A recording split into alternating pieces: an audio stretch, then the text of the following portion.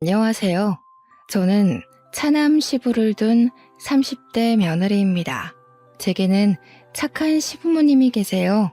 시부모를 일컫는 소개에 착하다는 수식어가 무척 어색할 수 있다고 생각하는데요. 저도 제가 이렇게 귀여운 시부모를 만나게 될 줄은 몰랐네요.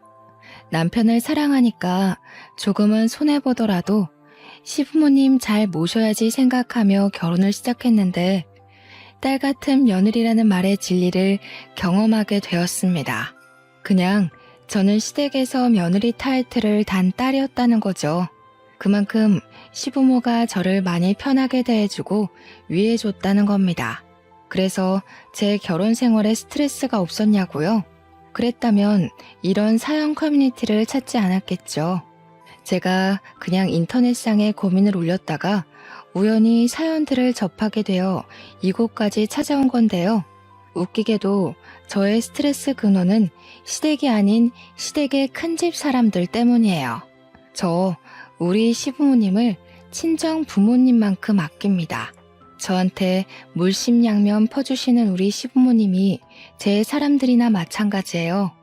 저는 평소 행실이 불량스러운 사람은 아니지만 제 사람 건드리는 인성 못난 인간들을 보면 불꽃이 튀어요. 특히 그게 우리 가족 일이라면 제 마음속 폭주기관차가 정신을 못 차리고 직진만 한답니다. 그래서 제가 본의 아니게 시댁과 큰집 사이에서 방대한 불을 지피고 말았네요. 제가 잘한 짓인지 아닌지는 저도 잘 모르겠습니다. 다만 후회하지는 않아요. 아마 다들 제 입장 들어보시면 이해해 주시지 않을까 싶습니다. 어디 한번 들어보시고 판단해 주시겠어요? 저는 결혼에 대한 생각이 그렇게 없는 나이에 결혼을 원하는 남자를 만나서 시집을 가게 되었습니다. 결혼에 대해 부정적인 인식이 늘어가는 요즘 세상에서 저는 딱히 해도 되고 안 해도 되는 입장이었어요. 그래도 시부모 때문에 고충을 많이 겪는다는 고민들을 보면 안 하는 편이 좀 더 낫지 않나 정도만 생각하는 사람이었죠. 그런 저를 결혼에 대해 긍정적으로 바꾸게 해준 사람이 남편입니다. 남편은 저보다 한 살이 많았는데 또래에 비해서 생각이 점잖고 결혼에 대한 가치관이 고지식하지 않았어요. 실제 허세 부리는 부분도 없었고 너무 과하게 잘해줘서 상대방이 김칫국 마시게 하지도 않았습니다. 그냥 연애하는 내내 쭉 한결같은 사람이었다는 겁니다. 감정 기복 활활 타오르는 제게 남편의 존재는 잔잔한 호수와도 같아서 제 안에 있는 쓸데없는 불길을 조절할 수 있었어요. 게다가 부부가 되려면 은근 중요한 코드인 유머 감각도 저랑 아주 쿵짝이 잘 맞았어요. 처음으로 누군가와 한 지붕 아래 살아야만 한다면 남편이 제 곁에 있었으면 좋겠다고 생각했죠. 그래서 남편이 먼저 해준 프로포즈에 앞뒤 생각 안 하고 기쁘게 받아들였습니다. 청혼을 받고 나니까 남편 집안이 궁금하더라고요. 남편이 간단하게 얘기해 준 적은 있어도 그건 시댁 집안의 형편 정도지 어떤 분위기의 집안인지는 들어보지 못했습니다. 제 질문에 남편은 흔쾌히 집안 얘기를 꺼냈는데요. 남편 얘기만 들었을 땐 시부는 남편과 비슷하면서도 늘 헛소리를 안 하는 분이라 했고 시모는 점잖은 시부에 비해 조금 애교 있고 웃음 많은 사람이라고 했습니다. 그 말만 들었는데 왜 시부모에게서 저와 남편의 향기가 나는지 모르겠더라고요. 어딘가 모르게 비슷한 결이라고 생각이 되어서 그런가 시부모에 대한 긴장은 크게 하지 않았습니다. 역시나 시부모는 인품이 훌륭하신 분들이었어요.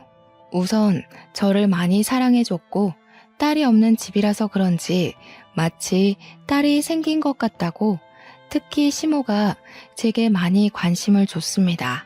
시부모 반응이 이런데 친정에서는 얼마나 고마웠겠어요. 저희 친정 부모님이 저 결혼하고 제가 합가한다는 소식에 한우 세트를 2세트나 보내셨습니다. 그런 시부모님은 또 며느리 잘 뒀다고 저를 더 좋아해 주셨죠. 남편이 시부모님 나쁜 사람 아니라고 말했던 건 틀린 말이었어요. 나쁜 사람 아닌 게 아니라 그냥 세상 착하고 순하고 바른 분들이셨습니다. 특히 시모는 제가 시모를 졸졸 따라다니면서 집안일을 배우려고 해도 가서 TV 보고 앉아있으라고 젊을 때 몸 사려야 한다며 저를 자꾸 주방에 못 오게 하시는 분입니다. 하지만 저는 제가 좋아하는 사람에게 잘해주고 싶은 고집이 장난 아니거든요. 그래서 끝까지 시모 옆을 붙어 다니며 시모와 같이 어울려 노는 걸 즐겼습니다. 시모는 딸 같다 하다가 한 번씩 실수로 딸이라고 부른 적도 있었어요. 그렇게 시모랑 가깝게 지내기를 7개월이 지났을까요? 다음 달 명절을 앞두고 있는 상황에서 시모가 달력 날짜를 보며 몇 번이고 한숨을 쉬더라고요. 웬만하면 어두운 얼굴 안 하시는 분인데 표정이 근심이 가득해 보였습니다. 제가 또 안 물어볼 수 있나요? 시모한테 가서 고민 있으면 저한테 털어놓으라고 했죠. 그때 처음으로 시댁을 괴롭히는 큰 집에 대한 존재를 듣게 되었습니다. 내가 그 집 사람들 만날 생각만 하면 이렇게 일찍부터 가슴이 콱 막히고 심장이 크게 뛰어. 어쩜 그리 못 되는지 생각만 해도 치가 떨린다니까. 내가 세상 살다 그렇게 못해 처먹은 사람들은 처음 봤다. 아이고, 또 내가 쉰소리를 해버렸네.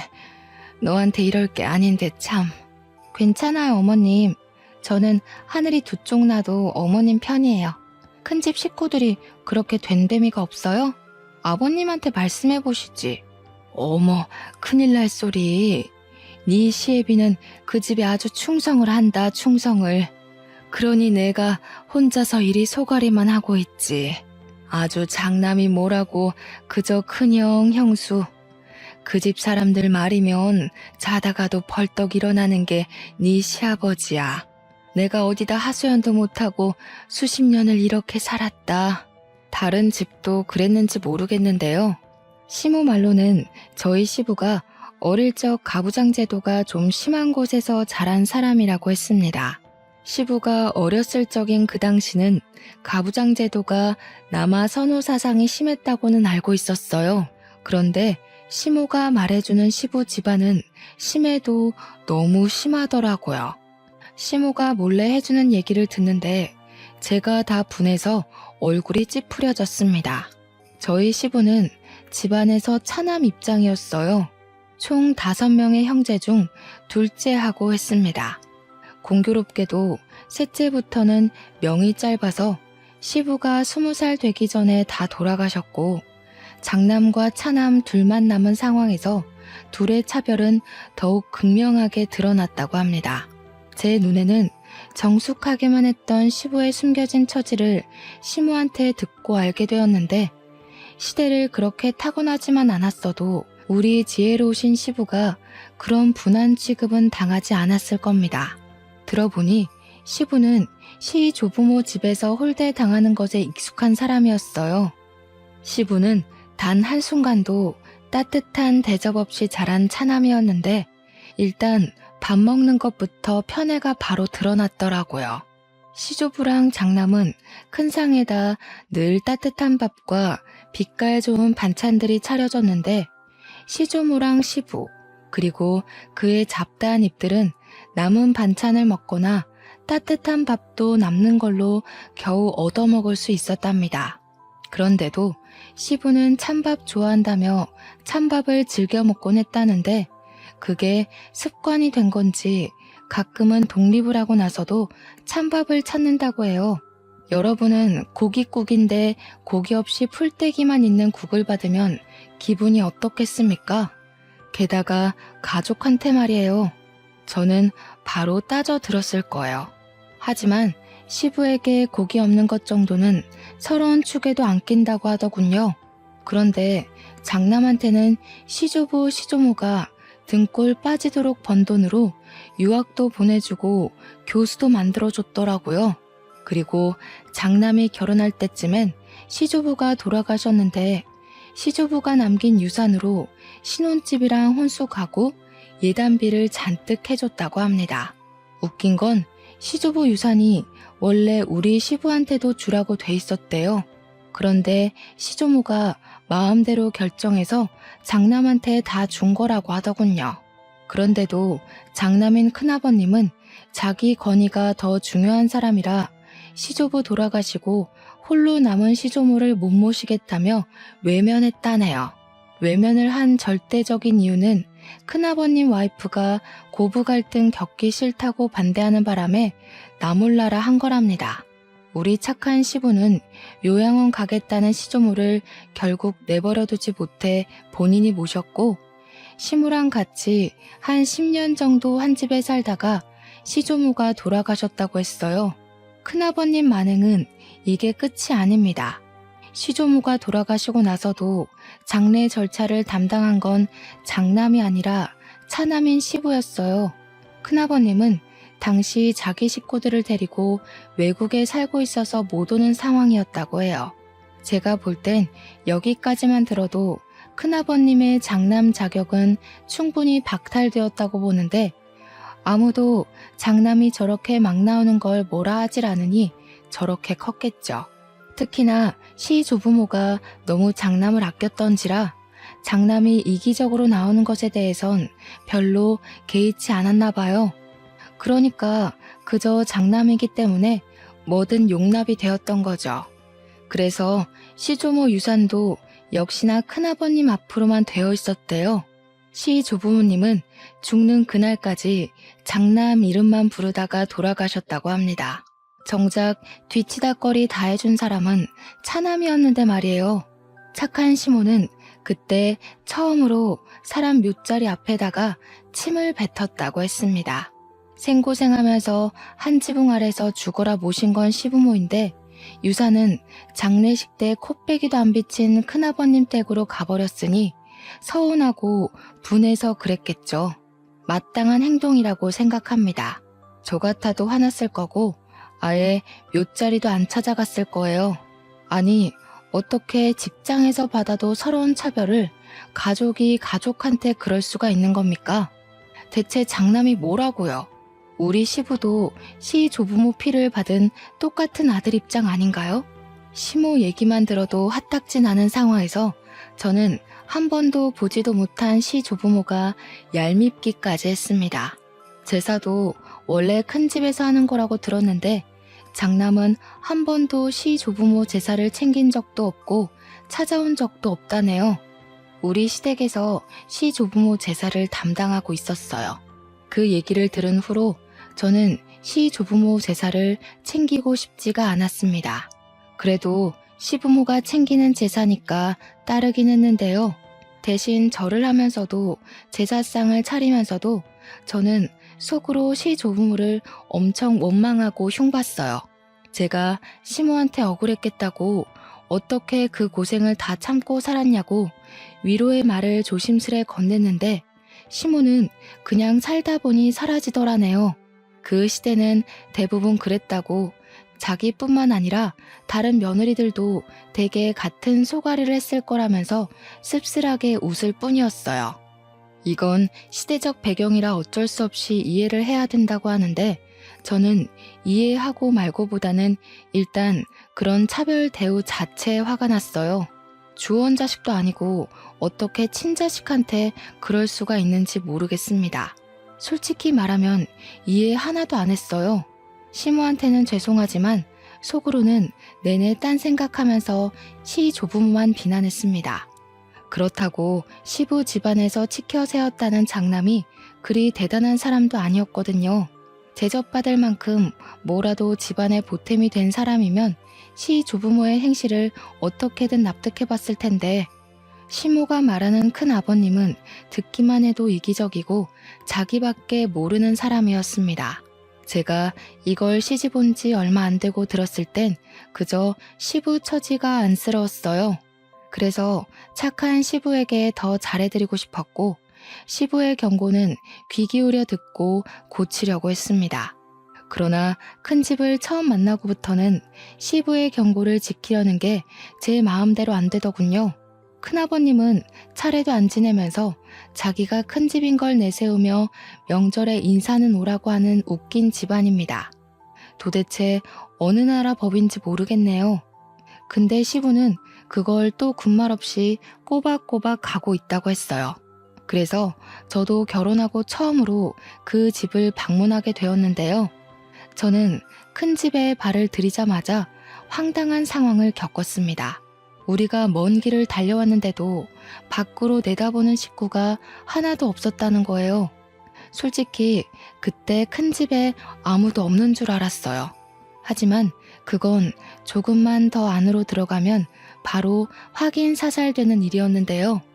큰아버님은 TV를 보고 있었고 큰어머님은 주방에서 음식 재료를 다듬고 있었어요. 무려 2시간이나 걸리는 거리를 차까지 막혀서 4시간 만에 도착했는데도 반기는 사람이 없었습니다. 자주 왕래하는 사이도 아닌데 적어도 오는 길 고생 많았다고 한마디는 해줘야 되는 거 아닙니까? 그런데 우리가 모습을 드러내자마자 큰 집사람들이 하는 첫 마디가 뭔 줄 아시나요? 해 떨어지고 올 작정이었냐? 이 형수가 혼자서 저 많은 거 다 다듬느라 허리가 두 쪽 났다. 오늘 같은 날은 당연히 차 막히는 거 몰라? 생각이 있으면 일찍 나섰어야지. 저게 큰아버님이 시부한테 처음 던진 말입니다. 어디 큰아버님만으로 끝이게요? 큰어머님도 뒤처질세라 주방에 들어간 시모한테 쓴소리를 뱉었어요. 아이고 참나. 손님 나셨다 나셨어.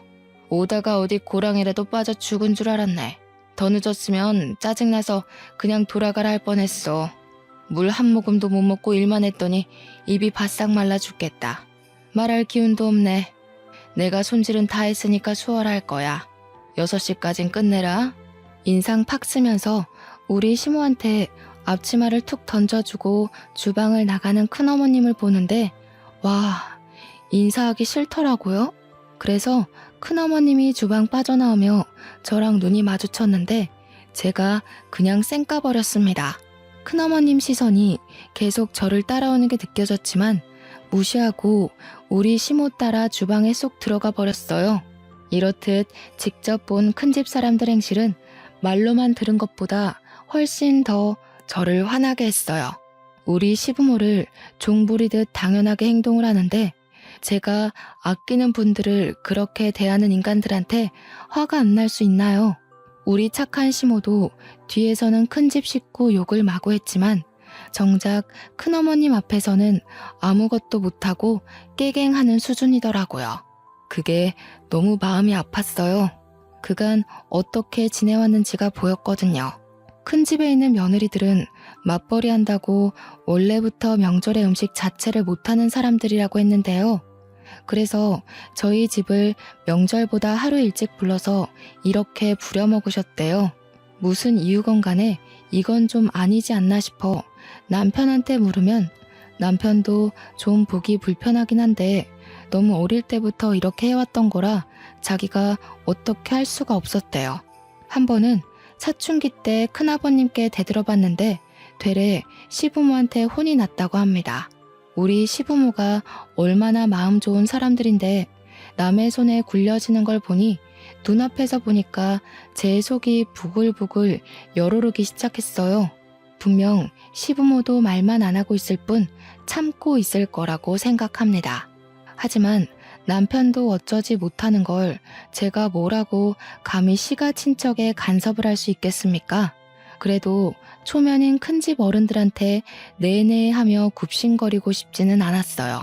그래서 시모더러 남 시키지 말고 혼자 일해야 된다는 큰어머님의 말을 못 들은 척하고서 저는 시모 하는 걸 뺏어 들었어요. 시모를 적극 도우는 방향으로 제 분을 풀려고 노력했습니다. 시모가 작은 목소리로 괜찮다고 저기 거실에 가서 그릇만 좀 닦아달라고 하더라고요. 명절일에서 그나마 그릇 닦는 게 가장 쉽고 별로 힘 안 가는 일이라는 거 명절 챙겨본 사람은 다 알 겁니다. 시모는 최대한 자기가 힘들고 어려운 걸 자처하겠다는 뜻으로 저를 보내려고 했어요. 그러나 그럴수록 저는 더 고집 부려서 시모 몫을 빼앗았습니다. 제가 그래도 요리에 솜씨가 좀 있는 사람이라서 누구한테 물어볼 필요도 없거든요. 그래서 제가 오히려 시모를 쉬운 쪽으로 보내려고 했어요. 저랑 시모가 그렇게 꽁냥대면서 같이 일을 하고 있으니까 큰어머님이 슬쩍 오는 기척이 느껴지더라고요. 우리 주위를 얼쩡거리면서 우리 하는 얘기를 엿들으려고 기웃댔어요. 그러다 저희의 화기애애한 모습이 못마땅했는지 갑자기 시모한테 양파 깠냐고 마늘 빻고 고사리나 빨리빨리 볶으라며 성질을 부리더군요. 그러니 시모가 저랑 떠들다 말고 후다닥 다른 일을 하러 갔습니다. 시모가 떠나고 큰 어머님만 제 반경에 남아 있었는데 저는 끝까지 큰 어머님 안 돌아보면서 바로 표정 굳혔어요. 그냥 제 할 일만 했죠. 그러니까 큰 어머님이 제가 마치 자기 며느리라도 되는 것 마냥 저한테 이래라 저래라 시키려고 하더라고요. 처음엔 무시했습니다. 그랬더니 이봐요, 이봐 하면서 나중에는 저를 툭툭 치는 거 아니겠습니까? 말본새부터 초면에 쉽게 터치하는 것까지 딱 봐도 불량스럽기 그지없는 할망구였어요. 내 말이 안 들리나? 그거 지금 할 필요 없다고. 저기 가서 전 부칠 펜 좀 달거라. 주방일 안 해봤니? 일머리가 있는 편은 아닌가 보구나. 애가 빠릿빠릿하지 못하네. 죄송해요. 저는 저희 어머님 며느리라서요. 다른 사람 말은 귀등으로만 들어요. 큰어머님이야말로 할 일도 없이 돌아다니지만 마시고 손 좀 보태세요. 그럼 더 빨리 끝나지 않겠어요? 저도 일머리 없다지만 큰어머님도 그렇게 썩... 저는 싱긋 눈웃음 치면서 차분한 톤으로 고개만 까딱 인사했습니다. 그리곤 또 큰어머님 말을 무시하며 제 할 일만 했어요. 그런데 저 때문에 시모도 놀라고 큰어머님도 충격 먹어서 순간 정적이 흐른 거 있죠. 그러거나 말거나 저는 하고 있던 시금치 나물을 조금 떼서 시모한테 조르륵 달려갔고 눈치 없는 사람처럼 간 좀 봐달라고 애교만 부렸습니다. 우리 귀여운 시모 당황해서 얼떨결에 간을 봐주더라고요. 그러면서 큰어머님 눈치는 계속 봤고요. 좀 싱겁죠? 아, 어머님 솜씨 따라가려면 더 배워야겠어요. 어머님은 어쩜 그렇게 요리를 잘하세요? 제가 진짜 100점짜리 시어머니를 뒀네요. 큰어머님은 우리 모습이 기가 찼는지 그 뒤로 주방을 박차고 나가서 들어오질 않았습니다. 주방이 보이는 방향으로 거실에 앉아 저랑 시무를 노려보고만 있더군요. 저는 제멋대로 행동한 거라 시무가 한 소리 할 줄 알았는데 다행히 시무는 아무 언급도 안 하셨어요. 그냥 저한테 더 살갑게만 대할 뿐이었습니다. 그리고 제가 남편에게 부탁해 거실에 놓인 그릇 좀 닦아달라 했어요. 며느리 부탁이면 하늘의 별도 따줄 것처럼 귀한 대우 주는 시부까지 제 말에 그릇 닦는 걸 도왔습니다. 그런데 큰어머님 산을 넘었더니 이번에는 주야장천 TV만 보던 큰아버님이 문제였어요. 그새를 못 참고 시부한테 나불거리는 거 아니겠습니까? 야야 형기야, 물기 있는 걸로 닦았으면 마른 수건으로도 닦아야지. 거참 몇십 년째 명절을 챙기는데 아직도 초짜 짓을 하냐. 너는 어쩜 예나 지금이나 발전이 없냐. 큰아버님은 말마다 혀를 차는 습관이 있더라고요. 그것 때문에 사람을 더 무시하는 본새가 심하게 느껴졌고 저는 순간적으로 우라가 치밀었습니다. 아, 진심으로 짜증나대요. 제가 이렇게 속에 열이 많은 사람인지 여태 모르고 살았어요. 저는 부쳐놓은 고추전을 바구니를 들고서 베란다에 건조를 시켜야겠다고 룰루랄라 거실을 가로질렀습니다. 그러고는 바닥에 양말이 미끄러진 척 들고 있던 바구니를 날려 큰아버님 머리통에 쏟아버렸어요. 그러자 큰아버님은 소리 꽥 질렀고 큰어머님은 난리 나서 큰아버님의 원형 탈모 머리를 손으로 닦고 문질렀습니다. 어머나, 죄송해요 큰아버님.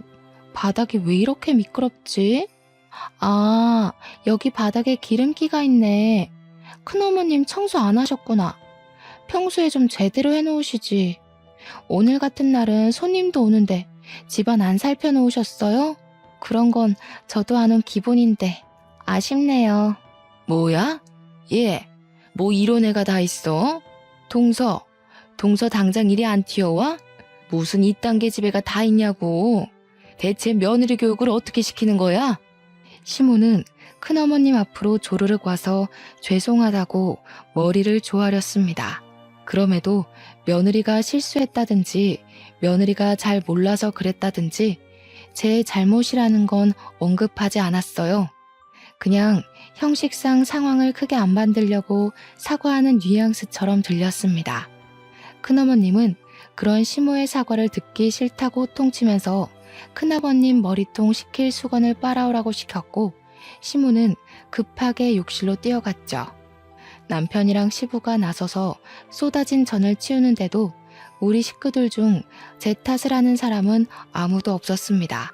그저 묵묵히 큰아버님, 큰어머님 부르령을 듣고만 있었어요. 우리 식구 전부가 다들 행동 싸보이지 않게 무게를 유지하고 있었는데요. 유독 저만이 유난을 부렸어요. 제 생각에도 제가 좀 설쳐댔던 것 같습니다. 그 말은 즉 시모한테 찬수건 심부름 시킨 큰어머님이 또 마음에 안 들더라는 겁니다. 그래서 그걸 또 가만두지 못하고 일을 저질러 버렸어요. 큰어머님, 큰일 날 소리세요. 언제 찬수건 빨아서 큰아버님 머리 식히려고요? 그 사이에 큰아버님 머리 다 화장 입겠어요. 빠릿빠릿하게 움직이셔야지. 그리곤 저는 시부가 그릇 닦느라고 젖은 수건 더럽혀 놓은 걸 주워서 큰아버님 머리에 찰싹 붙였습니다. 평소 결벽증 있다는 큰아버님은 냄새나는 행주 공격에 충격받아서 그대로 얼어붙었고 큰어머님이 대신 악소리를 지르며 저를 밀쳐냈어요. 시모가 찬 수건을 가져왔을 때는 이미 큰어머님이 저더러 당장 이 집에서 꺼지라고 호통치고 있는 중이었어요. 저는 큰어머님 목청에 놀라고 겁먹은 척 눈물을 보였고 귀를 틀어막으며 큰어머님한테 부탁했어요. 큰어머님, 화통 삶아먹은 줄 알겠어요. 제가 어릴 때 교통사고 때문에 큰 소리에 트라우마가 있어서요. 제발 목소리 좀 낮춰주세요. 당장 끌어내라. 무슨 저런 년이 다 있나 몰라? 어디 어른한테 버르장머리 없이 이래라 저래라야? 빨리 꺼지지 못해? 제 도발에 얼굴까지 시뻘개진 큰어머님은 저를 잡아먹을 듯 쏘아봤습니다. 저는 겁먹은 척 얼빠져 있는 남편과 시부, 시모를 데리고 그만 가보겠다고 급하게 인사드렸어요. 물론 죄송하단 말은 해줬습니다. 시부의 가족이라니까 일말의 예의라고 봐주시면 되겠어요. 어쨌든 저도 제가 왜 큰 집에서 그런 소동을 벌였는지 모르겠어요. 풍비박산 수준으로 망쳐버린 첫 명절. 제가 제 분을 참지 못해 시부모 허락 없이 큰 집을 뒤집어 버린 거 아니겠습니까? 집에 귀가하고 나니까 그제야 시부모님 눈치가 보이더라고요. 그래서 별다른 변명 않고 입 싹 닫고서 집에 들어가자마자 무릎을 꿇었습니다. 시부모께 죄송하다고 용서를 빌었어요. 그랬더니 시부는 일찍 자야겠다고 방에 들어가 버렸고 시모는 시부가 방에 들어간 걸 확인한 뒤에야 뒤늦게 깔깔 웃음이 터졌습니다. 내가 정말 우리 새아기 때문에 산다. 나 진짜 웃음 참느라 죽는 줄 알았어. 어쩜 이렇게 교육을 잘 받았니? 사돈어른이 딸 하나는 기가 막히게 키우셨구나. 내 언제 한번 사돈댁에 식사를 대접해야겠어. 우리 집에 이런 귀한 딸을 보내주셨는데 가만히 있어선 안 되지. 시모는 그 어떤 날 때보다 아기 햇님처럼 해맑은 얼굴을 하고서 방에 들어가셨습니다. 어안이 벙벙했어요. 시부모 두 분 다 제게 별다른 혼을 안 내길래 실수한 게 아니라는 건가 싶어서 좀 헷갈리더라고요. 한참 나중에 남편이 말해줘서 알았는데 그날 일 때문에 자기도 10년 묵은 채증이 내려간 기분이었다고 했어요. 그러면서 아마 시부모도 그랬을 거라고 말해주었습니다. 시모가 깔깔 웃었던 걸 생각하면 남편 말이 영 신빙성 없는 건 아니었어요. 그럼에도 한날은 시부가 제게 슬쩍 다가와서 그날의 얘기를 흘리듯 툭 꺼내셨는데요. 저를 혼내는 건 아니었고 다시는 그러지 말라고 점잖게 일러주기만 했어요. 그 말을 들으니 시부가 큰 집 눈치를 많이 본다는 게 확 느껴지더라고요. 아무래도 시부한테는 과거의 집안 제도가 여전히 몸속에 남아있는 듯 했습니다. 큰 집이 너무너무 얄밉지만 장남이기 때문에 차남 입장에서 예의는 갖춰야 한다는 뭐 그런 심리 같았어요. 그런 시부가 여전히 안쓰러워서 저는 최대한 시부를 생각하고 시부만 위하자 그렇게 다짐을 했는데요. 도대체 왜 자꾸 큰 집 식구만 보면 제 안에 다른 자아가 튀어나오는지 모르겠습니다. 첫 명절에 거대한 대면식을 치른 후 제가 두 번째로 큰 집을 만나게 된 건 큰 집에서 직접 우리 시댁에 찾아왔을 때였어요. 큰 집에서 우리 시댁을 찾는 일은 거의 없다고 들었는데 어떻게 그런 날이 닥쳤네요. 그런데 시작도 하기 전 불만스러웠던 건 저희가 큰 집을 찾았을 때와 다르게 시부모님이 큰 집에서 도착한다는 시간보다 1시간이나 먼저 맞이할 준비를 하더라고요. 마치 집안에 또 다른 행사라도 생긴 것 마냥 집안 상태며 냉장고 상태며 화장실이며 신경 쓰는 게 한둘이 아니었습니다. 시모 말로는 큰 집이 참 말 많은 사람들이라서 그게 너무 지치고 피곤하니까 미리 차단하려고 그러는 거라네요. 그렇게 도착한 큰 집 사람들을 저희가 다 쪼르르 나가 환대를 해주었습니다. 큰 집을 문 앞에 마중 나간다는 것 자체가 못마땅했지만 시부가 하니까 저도 시부를 위해서 예의를 차렸어요. 제가 안녕하세요 하는 순간 큰어머님이 제 앞을 지나가면서 저를 엄청 째려보더라고요. 지난 명절 때 일로 계속 화나 있는 듯 했어요. 그리고 큰아버님은 이번에 모자를 쓰고 오셨더라고요. 혹시 그날 진짜 화상이라도 입으신 건가 했더니 모자를 벗은 뒤 깔끔한 머리통인 걸 보고 안심했습니다. 모자도 그냥 벗은 게 아니라 눈앞에 차려진 다과상에 뜨거운 게 없는지 살핀 후에야 벗더라고요. 그러면서 큰아버님이 저를 슬쩍 눈치 보셨는데 그땐 살짝 웃음이 나올 뻔했어요. 그도 잠시. 큰 집 사람들 앞에서는 역시나 웃음이 사치더군요. 큰 집에서 우리를 찾아온 건 정말로 염치 없는 이유였습니다. 내가 네 앞으로 해준 과수원 머리다. 그거 좀 다시 나한테 돌려야겠다. 그동안 관리해주느라 욕봤으니 수고비는 따로 챙겨줄게. 한 5천이면 되겠지? 과거에 시조부모가 운영했던 작은 과수원이 하나 있었는데 그걸 시조부가 돌아가시고 시조모 혼자 관리하기가 힘들어서 큰아버님 앞으로 명의를 돌렸다고 했는데요. 원래는 그게 큰아버님이 맡았어야 할 과수원이었다는 거예요. 그러나 큰아버님이 자기는 교수할 거라서 과수원 같은 거 들여다볼 여건 안 된다고 시부한테 던져주라고 했답니다. 그래서 시부는 과수원 일 때문에 하고 싶은 공부까지 포기하고 과수원만 정성껏 돌보며 살았대요. 과수원은 시모를 만나기 전부터 갖고 있던 거라 어쩌면 시부의 세월이 고스란히 묻은 고향과도 같은 것이었어요. 시부는 과수원도 시 조부모가 남긴 유산이라면서 자기에게 남은 유일한 부모의 존재라고 보고 엄청 아끼는 보물이라 했습니다. 과수원이 가족 다음으로 소중한 재산이라고 말씀하시던 시부 마음에 감동받아 제가 똑똑하게 기억하고 있었어요. 그런데 그게 원래 큰아버님 거라는 건 그날 처음 들은 사실이었습니다. 이걸 팔겠다는 거야? 그건 안 돼. 아버지가 얼마나 아낀 건지 알잖아. 이렇게 확장까지 해서 규모도 꽤 커졌어. 갑자기 팔아넘기면 우리 과수원이랑 협력한 업체는 다 어떡하라고. 계약 위반이야 이거. 어지간히 효자인 척한다.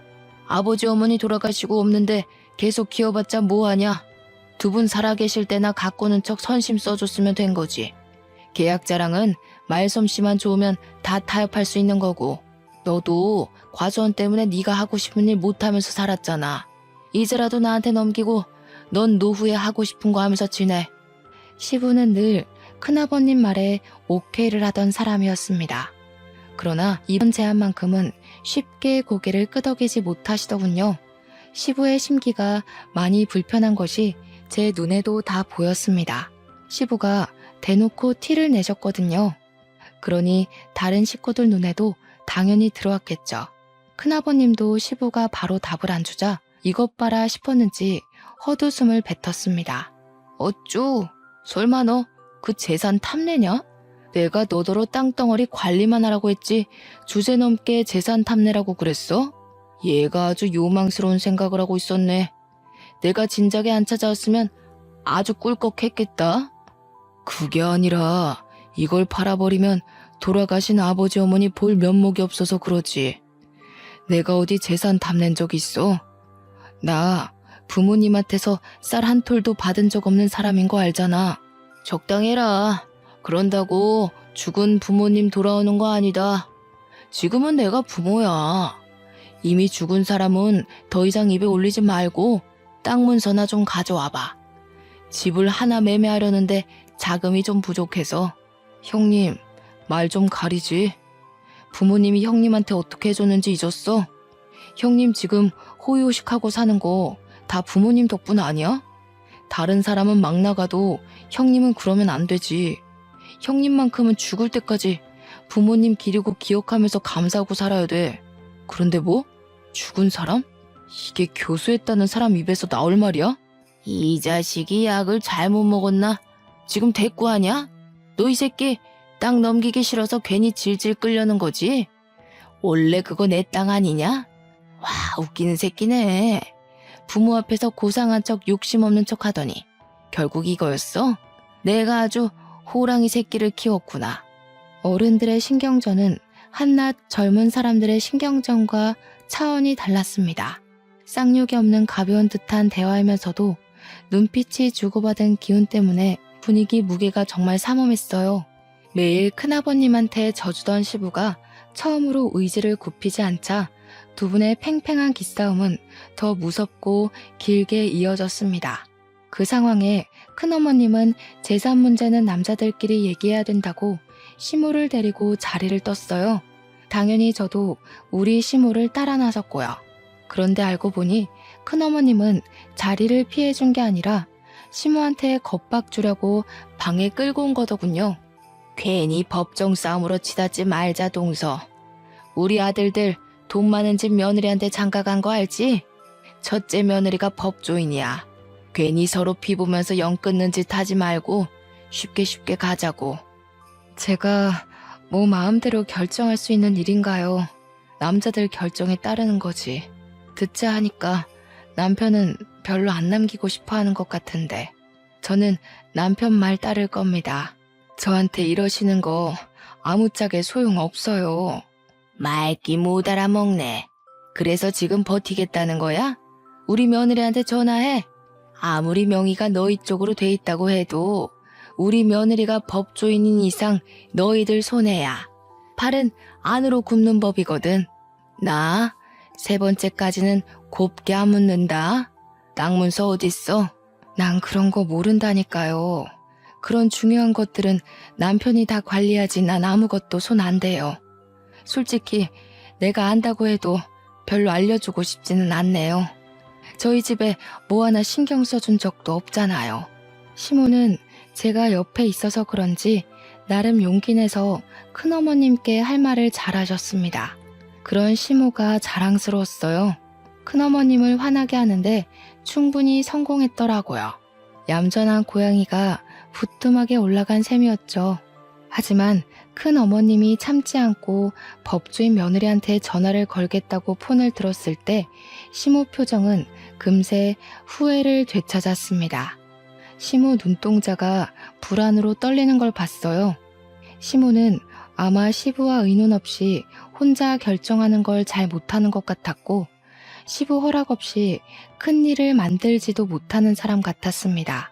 그 사이 큰어머님은 진짜로 첫째 며느리에게 전화를 걸었어요. 그런데 신호음이 가기도 전에 곧바로 전화가 꺼졌습니다. 큰어머님이 당황해서 다시 전화를 걸었는데 또 안 받았어요. 큰집 사람들을 보면 의외로 웃긴 포인트가 좀 있어요. 전화 튕기는 걸 보는데 큰어머님의 당혹스러운 표정이 너무 재밌어서 순간 웃음이 터질 뻔했지 뭡니까. 그러면서 큰어머님이 애써 변명을 가미했는데요. 우리 며느리가 지금 재판 있나 보네. 바쁜가 봐. 하면서 태연한 척을 하는데 얼마나 우습던지. 심지어 더 웃긴 상황은 따로 있었습니다. 큰어머님이 자기네 며느리들은 바빠서 한가하게 집에만 있는 저랑은 다르다는 식으로 비꼬고 있을 때였어요. 전화를 튕겼던 첫째 며느리한테서 다시 전화가 걸려온 겁니다. 그러자 큰어머님 표정이 승기라도 잡은 것 마냥 들뜨더라고요. 바로 시무 얼굴 앞에다가 당당하게 자기 폰을 들이밀면서 자랑을 했습니다. 좀 봐라 얘. 아무리 바빠도 얘들이 이렇게 예의가 바르다. 다시 전화 주잖니. 이 애들은 우리를 아주 하늘로 모셔. 누구처럼 감히 며느리가 시애미한테 시시덕거리면서 까불지 않는단 말이다. 며느리에도 다 급이 있는 거야. 동서는 어쩜 며느리 보는 눈까지 없었대. 큰어머님은 저랑 시모를 쌍으로 엿먹여주고서 뿌듯하게 전화를 받았는데요. 받자마자 수화기 너머로 첫째 며느리의 성난 목소리가 쨍쨍 울렸습니다. 먼저 전화하지 말라고 했는데 왜 자꾸 전화하냐고. 약속 어기면 당장 이혼해버릴 거라는 협박의 톤이 묻어 있었어요. 큰어머님이 늙어서 귀가 안 좋으니까 음량을 크게 해놨는데 덕분에 우리한테도 다 들렸던 거죠. 차라리 전화 안 받을 때가 덜 쪽팔렸겠어요. 훨씬 더 매정하게 끊긴 전화는 큰어머님 얼굴을 시뻘겋게 만들었습니다. 정적이 흘렀는데 그 순간 저는 이때다 싶어서 시무 팔짱을 끼며 말했어요. 참, 어머님, 제가 아버님한테는 말씀드렸는데 어머님한테는 기회가 안 돼서 말 못했는데요. 저희 큰아빠가 얼마 전에 판사 퇴직하셨거든요. 인맥이 엄청 넓으셔서 우리 큰아빠 이름 대면 후배들이 다 안 돼요. 근데 큰아빠가 절 엄청 아껴요. 제가 시집갈 때 아빠 말고 큰아빠가 울었거든요. 잠깐만 기다려보세요. 저도 오랜만에 전화 좀 해봐야겠네요. 거기서 시모는 역시 계속 얼떨떨하게 저를 바라봤고 큰어머님만 어리둥절했어요. 큰어머님이 진짜로 자기 며느리한테 전화를 걸었던 것처럼 저도 거짓말 않고 진짜로 큰아빠한테 전화를 했거든요. 역시 우리 큰아빠. 컬러링 들리기도 전에 받더라고요. 큰아빠 집에는 아들밖에 없어서 시부모가 저를 예뻐해주는 것처럼 큰아빠도 제게 딸 그렇게 불러줍니다. 큰아빠, 오랜만에 전화해서 이런 말부터 하는 거 미안해.